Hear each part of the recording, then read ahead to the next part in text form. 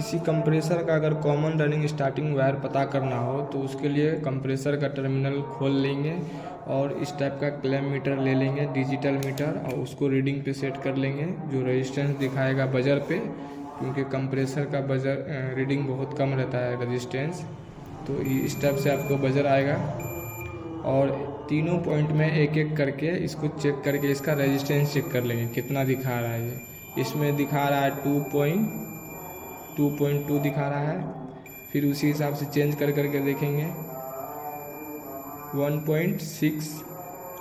उसके बाद इसमें हमने चेक कर लिया, इसमें चेक कर लिया, आप इसको इसमें चेक करेंगे और अच्छे से इसको पिन को दबा के रखेंगे। 3.5 तो सबसे ज़्यादा जिसमें आएगा उसके सामने वाला जो होगा आपका वो होगा कॉमन, क्योंकि ये कॉमन इसलिए होगा कि इसमें 2 कॉइल का वाइंडिंग जुड़ा हुआ है। अंदर में 2 कॉइल रहता है रनिंग स्टार्टिंग, उस रनिंग स्टार्टिंग का एक एक वायर जो है इससे जुड़ा हुआ है और आपका इस दोनों में से जो तार है ये दोनों में से एक एक पॉइंट आपका रनिंग और स्टार्टिंग का है। ठीक है, तो अब कॉमन मिल गया हमें, कॉमन ये वाला पॉइंट है। तो अब इसको पकड़ के दूसरा पिन पे रखेंगे और उसको चेक करेंगे कि ज़्यादा किस में है।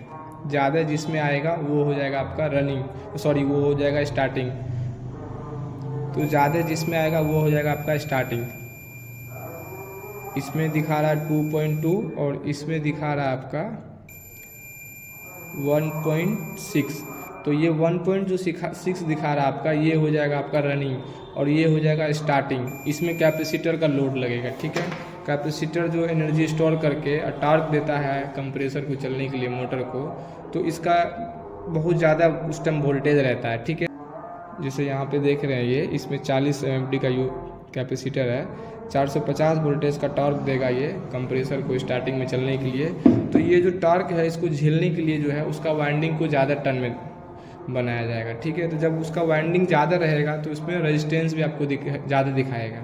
जैसे अभी आप ये कॉमन को पकड़ करके आप रनिंग को इसमें टच कर रहे हैं इस पॉइंट पे, तो आपको यहाँ पे 2.3 दिखा रहा है और यहाँ पे दिखा रहा है इस पॉइंट पे आपको दिखा रहा है 1.7। तो ये 1.7 जो दिखा रहा है आपका, तो इससे टन इससे ज़्यादा है। मतलब अगर इसमें 50 टन का वाइंडिंग किया हुआ है तो इसमें 60-70 टन का वाइंडिंग किया हुआ है। ठीक है, और इसीलिए आपको इस ज़्यादा वाला पॉइंट पे जो है कैपेसिटर का लोड देना है। यानी ये जो सेपरेट पॉइंट है इस पे ओनली 1 कैपेसिटर का वायर आएगा और ये वाला आपका रनिंग वाला है, इसमें रनिंग में आएगा एक वायर कैपेसिटर का और एक वायर आएगा फेस का जो लाइन का पॉजिटिव होगा।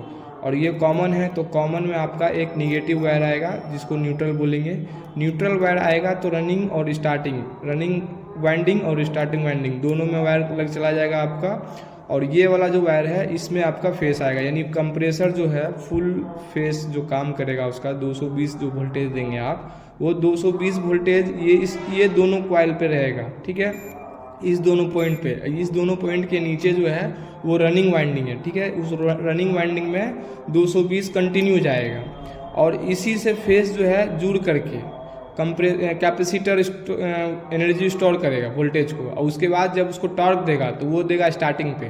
तो स्टार्टिंग पे जो है बहुत ज़्यादा वोल्टेज आएगा उस टाइम में, फर्स्ट टाइम, तो उसका लोड झेलने के लिए आपका वो वाइंडिंग ज़्यादा रहेगा। ठीक है, इसमें आप जो देख रहे हैं ये नॉन इन्वर्टर एसी का आउटडोर यूनिट है जिसका वायरिंग आपको हम दिखा रहे हैं किस टाइप से किया हुआ है। ये वायरिंग आपका जो सेपरेट आया हुआ है कैपेसिटर पे गया हुआ है डायरेक्ट, वो वायर आपका स्टार्टिंग है और ये वाला वायर आपका रनिंग है। ये वायर और ये वायर ये दोनों के ऊपर जो है 220 वोल्टेज कंटिन्यू जा रहा है। यहाँ से आपका 220 वोल्टेज आ रहा है।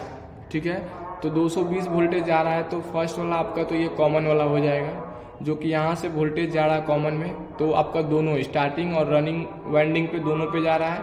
तो स्टार्टिंग और रनिंग वाइंडिंग का एक एक पॉइंट पे ये जा रहा है कंप्रेसर के अंदर। उसका दूसरा पॉइंट होगा ना, वाइंडिंग का दूसरा पॉइंट होगा, तो उस दूसरे पॉइंट पे आपका ये वाला जो वायर आ रहा है ये वायर आ रहा है फेस पॉजिटिव।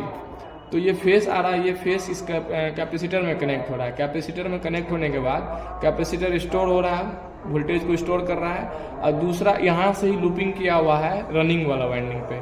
मतलब कि इसका जो 220 वोल्टेज जो है वो कॉमन होते हुए आपका डायरेक्ट इसमें चला गया और दूसरा इसमें जो है आपका एक पॉजिटिव वायर आकर के यहाँ से लूपिंग हो करके ये इस वायर में चला गया। तो ये दोनों वायर जो है वो आपका रनिंग वाइंडिंग का है, क्योंकि कॉमन ये जो एक तार है इसमें रनिंग भी है और स्टार्टिंग भी है।